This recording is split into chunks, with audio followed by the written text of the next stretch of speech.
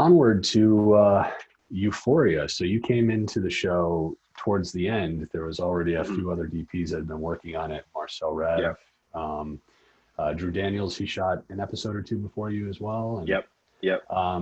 but you came in and did the last two episodes, and I think that's Hmm. that must have been quite daunting. Yeah, it was wild. I mean, up to that point, I hadn't really considered working in television seriously. I mean, I was interested in it, but it was something that it wasn't something that I thought a lot about or aspired to particularly. I was really happy working in the film world, and creating these kind of singular film experiences. So going into Euphoria, I wouldn't say I was skeptical, but I was a bit intimidated and daunted by taking on such a huge production so late in the game. By the time I came in, I think they had been shooting for like 8 months or more. Mm. Um, so it was weird to be the new kid a little bit. But fortunately, the crew was incredible and really dialed in. And Sam, the director, writer, showrunner, producer, was, just so inspired and really pushed everyone to do amazing work. So that really helped. But yeah, it was weird because I wanted to bring my own vision and my own style and my own inspiration to it. But I also had to honor what had already been done, and I was worried that that was going to be difficult. But fortunately, I felt really effortless, and Sam created a really amazing space for me to kind of push my own ideas and create a dialogue. So it was really fun. We got to do these scenes on 16 millimeter, um, and we got to shoot a lot on film. We got to shoot some new locations that hadn't been in the series yet, and so I was able to kind of totally design the lighting for those scenes, which was really fun because a lot of the locations kind of already had lighting designed for them. So I was able to kind of sneak in my own inspirations. And fortunately, part of the reason I took the project in the first place was because of the people that came before me. Marcel and Drew are really incredible, and I knew that you know they were going to be inspiring people to follow after. Mm. And they had quite a very interesting and eclectic camera package. You mentioned they had 16 millimeter, but also 35 millimeter film and all sorts Yeah, of different format digital cameras. And yeah, curious yeah. I as to mean, how that was used. yeah. I mean, we mostly shot on the Alexa 65, um, and one thing Sam was really interested in was just kind of always seeing how we could evolve the look of the show and the feel of it. On my first meeting with Sam, I was really concerned with sort of selling myself to him and convincing him that I was capable of the job and that I could do it. And it was really funny because the whole sort of interview conversation I had with him, he was just picking my brain on how thought we could make the show better. And I was kind of caught off guard by that. I came in with the assumption that I would have to sort of carry what had already been done. And he was there asking me how I could push it and, elevate it and take it to the next level. And so, I brought as many ideas as we could, and we talked about different ways to mix different mediums in. And, they had already been shooting some 35 millimeter on the show, which I was really excited about. And we started shooting a lot more 35. And after getting the dailies back, we loved them, but we felt like it didn't feel different enough from the Alexa 65. So we started shooting more 16 millimeter. And Sam was showing me references of like old 90s, cop dramas that he loved. And so I was like, we should just shoot on 16 millimeter. And so we started shooting on 16, and we were getting the dailies back, and, we'd be sitting at the monitors, and our DIT would put up the dailies on, the 16 millimeter dailies. And like everyone on the cast and crew would just swarm the monitors and just be freaking out about how much they loved the way they looked, way more than they ever did with the Alexa. So it was like cool I think for them, it was just like refreshing to see something new and see the show in a new light. So, we tried to mix in film wherever we could. Cool. There's a question about a specific effect, disappearing wall in one of the episodes and how you achieved that. Disappearing wall. Which episode is that? I'm not sure which one that was either. So. Oh, yeah. Okay. I know what it is. So yeah, there was this was Sam's idea. There's this movie I think it's called One from the Heart, Yeah. which is an amazing movie. And they do this thing with theatrical scrims where they print the image of the set on a theatrical scrim and create a wall with it, so it looks like the set wall. And when you light it frontally, it just appears like the wall. When you backlight it, or when you put light behind it and you take the light off the front, it sort of disappears. And it's a technique that's used in theater a lot, but not used in film a lot. But they used it beautifully and went from the heart. And Sam showed me this reference. And he was like, I really want to figure out a scene to do this. And so we ended up inserting it. I think it was episode 107.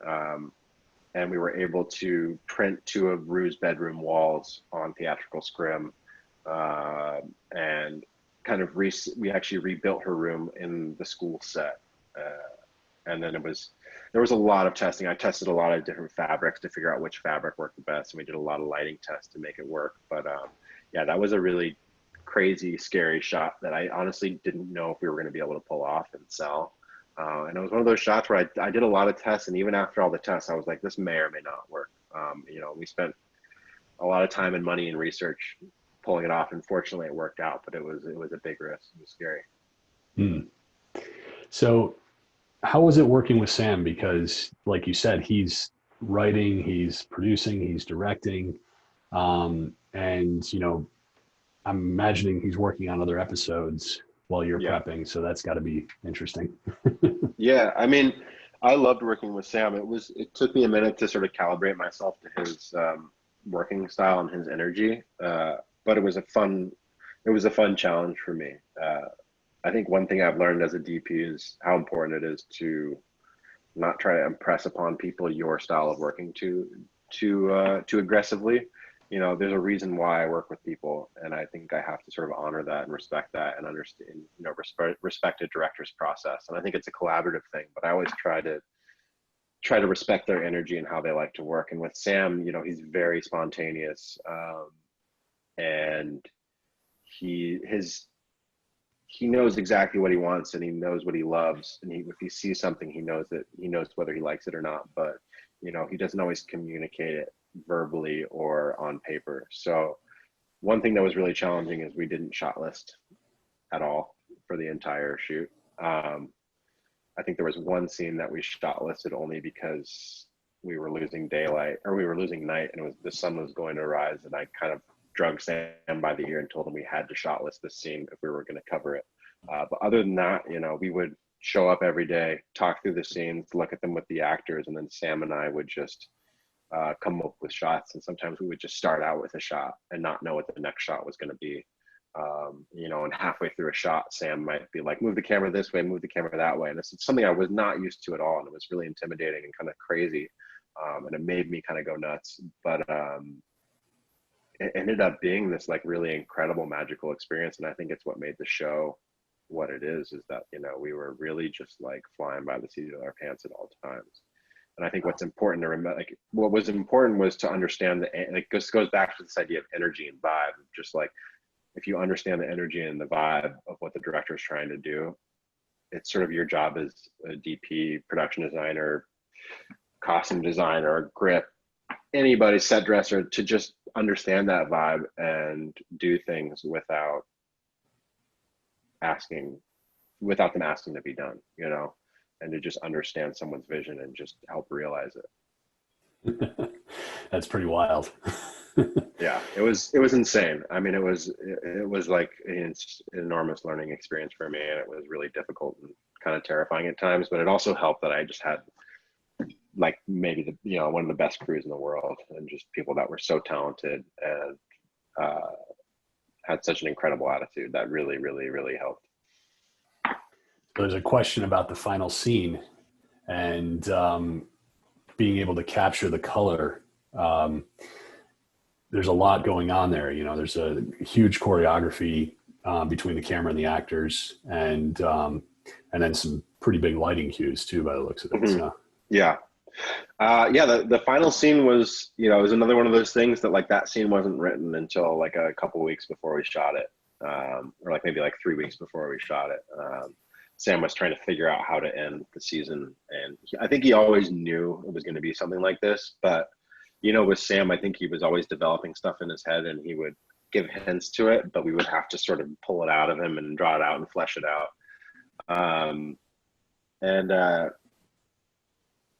we talked a lot about it, and we were able to find an incredible choreographer, Ryan Heffington, who, built this insane choreography. And Sam really wanted it to feel theatrical. He wanted everything to be lit up. So I figured the only way we were able to do this was to shoot on a back lot. So we shot at the Disney Ranch, which gave us access to all these houses. I mean, the Grip and Electric team spent 4 or 5 days pre-lighting this set. I think we had, I gave you guys a lighting diagram, but that was my preliminary lighting diagram. And I think we doubled or tripled the amount of lights we had. I think we used like over 120 lights on this scene. And most of them were wirelessly controlled, which was just wild. But yeah, this was the only scene in my entire experience on the show where Sam did not comment on the lighting, which I was really proud about. And it's because I just went all out. I think every single scene I would light, Sam would walk in and he'd be like, it's good, but like, you can do better. You can do more here. You can like push it to that next level. And so I think kind of with this last scene, I just used every single light I possibly could. And you used a lot of gels, and then we also used a lot of LED lighting to pump out color. Wow. It's, it's really crazy. I think we're gonna bring up the lighting design overhead as well, so we can see that. Cool. But was it a mix of all different lighting, HMI? Yeah, it was. I really love mixing all types of lighting because I think everything gives you a different quality, and I think that it's really cool to see how different lights hit people's face differently and hit the space differently. But we basically surrounded the entire area with hard lighting, whether that was big maxi brutes, 18K HMIs, down to smaller 1.8K HMIs, S360 sky panels. I don't know, I feel like we use just about every type of light out there. And then in the houses, we use sky panels to sort of glow them. And then we had soft boxes on condors that could kind of move with us as we were shooting. So we had, I think, like an 8x8 and a 12x12 soft box with LED sky panels that the gaffer Danny Durr was controlling remotely, so he could shift color or shift brightness on them. And then of course, like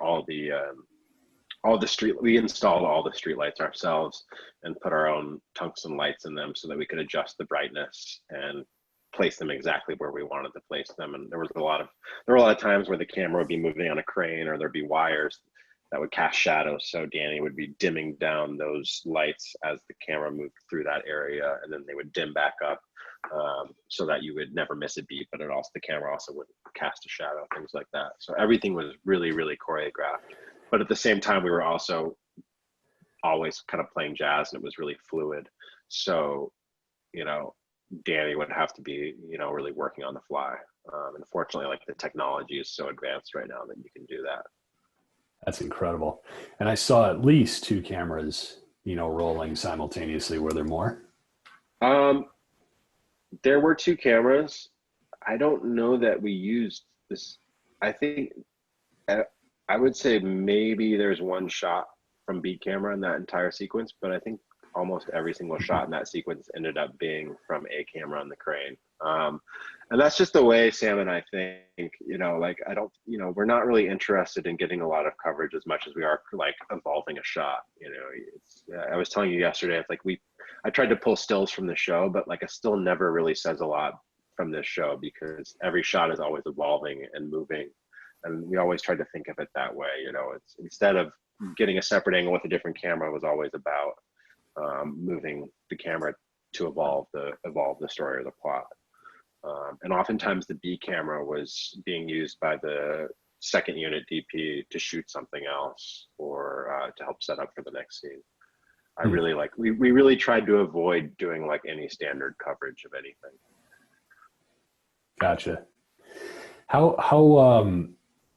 How much involved are you in picking out the actual technology used as far as lighting goes? That's one of the questions. Do you leave it up to the gaffer, or are you very specific about, I want an 18K here and I want a sky panel 360 here?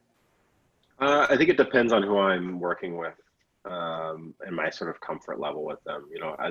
As a DP, we end up traveling around and working in a lot of different places, and I'll end up working with crews that I've never worked with really often. And so with them, I often sort of fall back on my go-to fixtures and I'll request certain lights.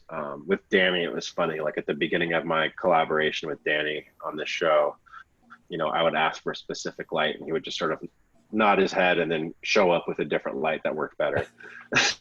And like, you know, what I realized very quickly is that like a good gaffer, a good key grip, they want to know the end result. They don't need to know the exact fixture. And there will be times where I will request a specific fixture.